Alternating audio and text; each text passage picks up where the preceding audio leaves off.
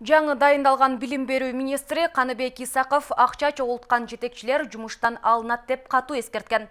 Бирок Ош шарындағы мектептерде қаражат чоғылту али күнгө чейин токтобой келет.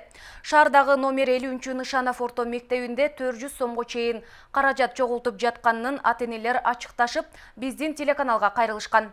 Маселени жеринен кабарчыбыз Бактыгүл Миразилова айтып берет. Жаңы дайындалған білім беру жана елім министрі Қаныбек Исақов мектептерде ақша чоғылтуға тыюу салған чечим чыгарган. Бирок Ош шаарындагы Нышанов мектеп гимназиянын жетекчилиги мындай буйрукту билмексен болуп ақша чоғылтууну улантууда. Ата-энелер нааразы болуп, мындай көрүнүш качан токтойт дешүүдө. Ошол айтып атат, ол жактанчы чогултпагыла депчи. Анан директор деле бу жерде ата-энелердин чогулушу болот да. Ата-энелердин чогулушунда акча чогултмай жок деп коет.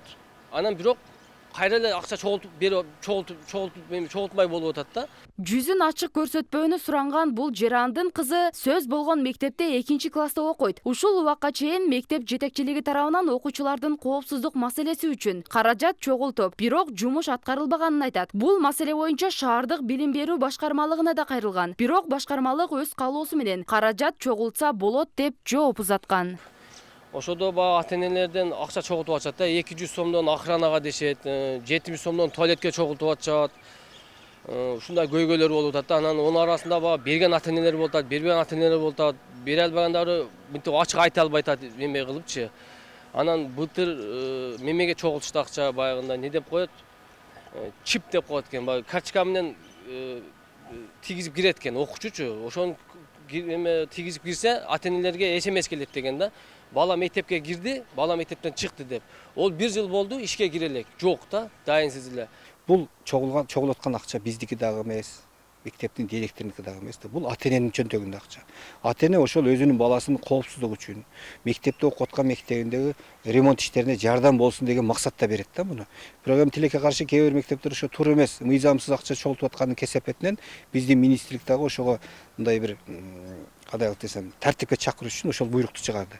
Ал эми мектеп кызматкерлери каражаттардын чогулганын анык экенин айтышат. Алардын айтымында ар бир баладан алынган 270 сом окуу жайдын күзөтчүлөрү менен ажаткананы иретке келтиргенге майына катары берилет. Жыл башында, анан жыл аягында 2 жылдан коомдук конференцияларды өткөрөбүз. Ошол мезгилдерде ата-энеге биз колго салабыз.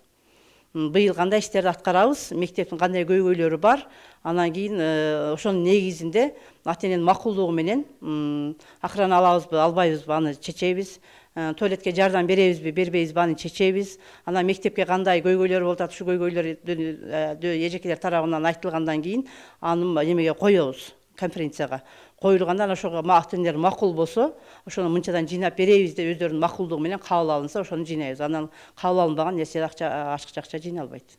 Жаңы дайындалган билим берүү министринин чыгарган буйругу аткарылбай тургандыгы жана ал жөн гана өзүнү көрсөтүү үчүн пиар экендигин буга чейин да айтылган болчу. Мына ушундай эле суроо менен биз Ош шаарынын тургундарына да кайрылдык. Просто ата-энелер мындай жооштук кылып унчукпай атышат да. Ошону контроль кылган адам болсо, негизи неме болот?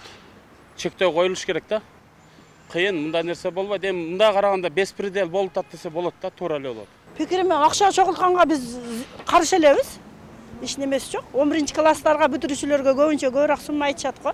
Мындай эми эжекелерге бир бала алабыз, же болбосо отурушуп отурабыз, ошондой. Анан ата-эне ошол жердеги мугалимдердин мектепке, туалеттин оңдогонго, мындайга дегенге мен кошулам. Себеби кичинеден үлүш чыгарып койсок, ар бир ата-эне жакшы эле болот деп ойлойм.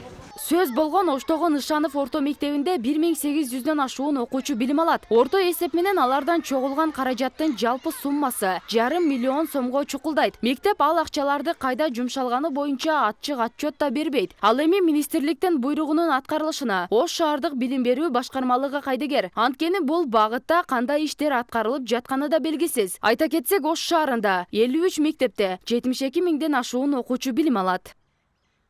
Бактыгүл Миразилова, Датка Шабдан, Актылек Акылбек уулу, Нур Ньюс.